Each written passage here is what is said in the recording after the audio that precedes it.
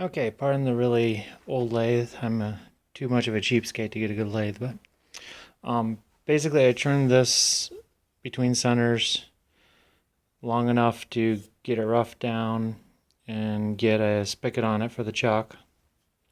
So I'm holding it in the chuck only right now. I used the center dimple from the tailstock to go ahead and put in a cone.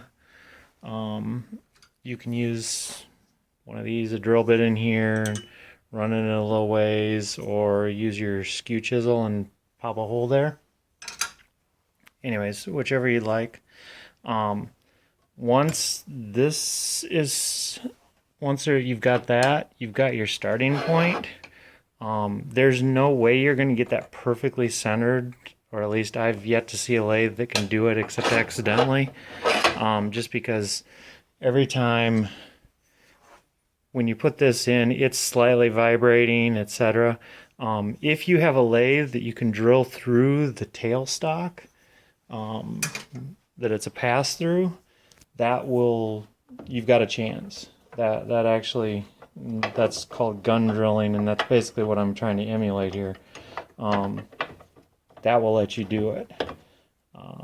I don't have, the lathe I've got here barely has an MT1 taper on it, so there's not much room there. Sorry, I'm moving around getting stuff set up here. I basically made a gun drilling rig, which is, this holds it at center line, at center height, etc. And it's just a whole bunch of scrap wood that fits tight in the ways. I don't have it tightened down or anything because most of the torque on this is trying to go back and forth and up and down. So I just hold it on and run that in there. Let me go ahead and pause it here real quick and get this set up with slower speed. Okay, you want to do this on the lowest speed that your lathe has. This sticking out this far off of this chuck is probably a bad idea, but if I'm going to get a 12-inch long section for a middle of an alto recorder, that's my option. So basically I stay way back out of the way here and I start running the drill.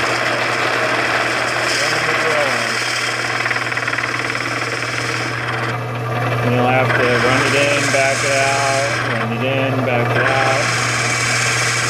Especially if I'm using pear wood, which is notorious for getting hot. You can barely sand this stuff without it getting hot. If you want to get one of these drills, these drill bits you can get at Harbor Freight. They're for timber framing. But what they are is a drill bit that's got a 36-inch long or 30-inch long shank on it. So I can even take this, release these, and move the drill farther out to the point where I'm doing insane cutting. But as you can see, it's vibrating. It will cut a straight channel through, but you're not guaranteed with the wood grain and the vibration and all that, you're not guaranteed where that's going to end up on the other end. Yeah, there, I got too hot. But anyways, you gotta slowly work your way through the wood until you're all the way through to the chuck end. You can stick beeswax in there. That will help lubricate it.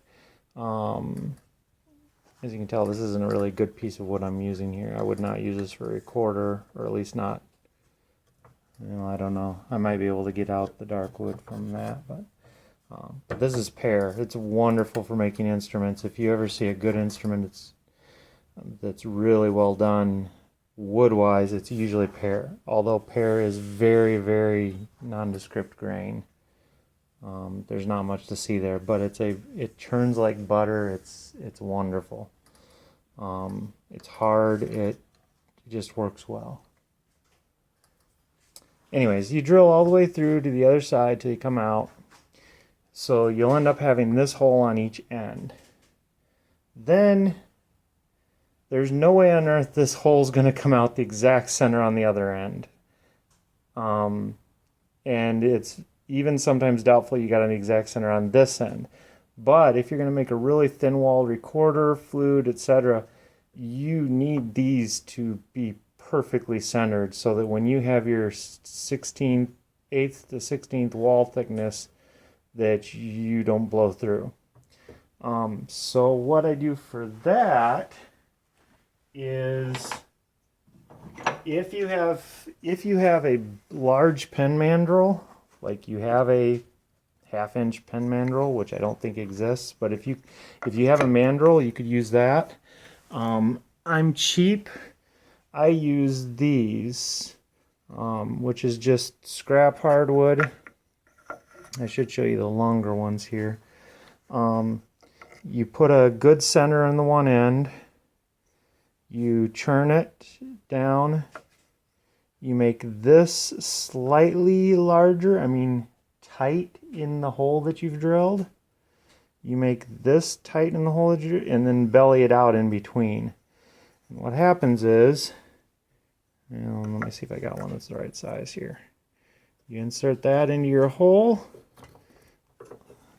and when you push it in there, you can drive off that, and you now have this hole perfectly centered to the center point on here. You do the same thing on the other end, put it in there, and you have this end is centered perfectly, this end is centered perfectly, and you can do all your churning on here based on that, and you will have consistent wall thickness. Just a second here, I'm going to go inside and I'll show you one of my recorders that's in progress. It's inside drying right now, so. But anyways, yeah, that's how you get concentric. Okay, so here's the recorder. It's an alto, so it's huge. I need to work better on making the fipple correctly. It's a cedar fipple, and I did not get it good and concentric. So there's a little bit of gap in there.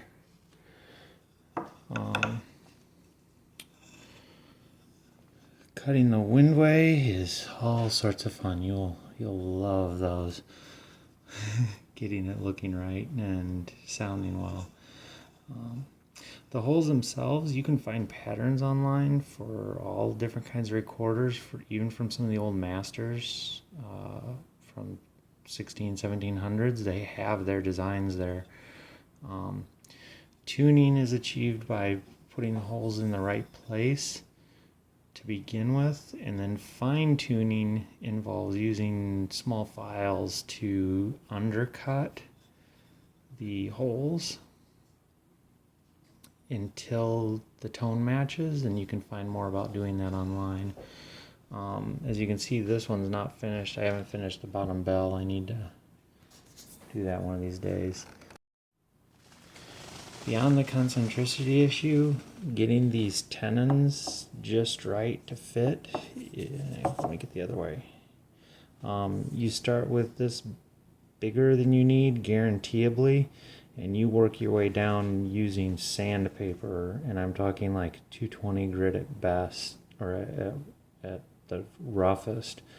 It's amazing how little wood it takes off to go from it going and slide into there to all the way up to the joint. And you do want it slightly tight, because this, with expansion and contraction, you still need it to work over time.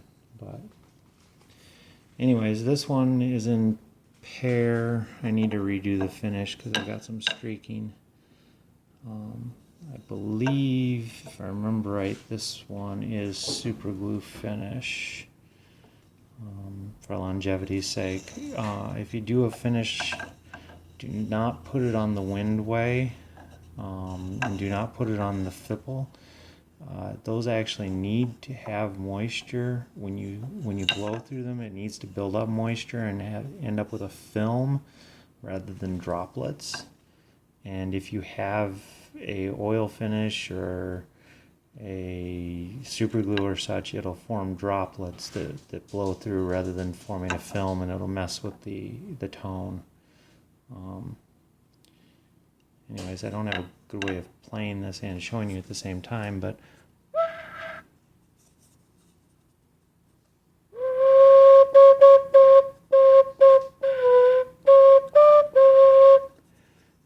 this one has a decent tone, even though it hasn't been tuned yet because I don't have the bell on the bottom finished. But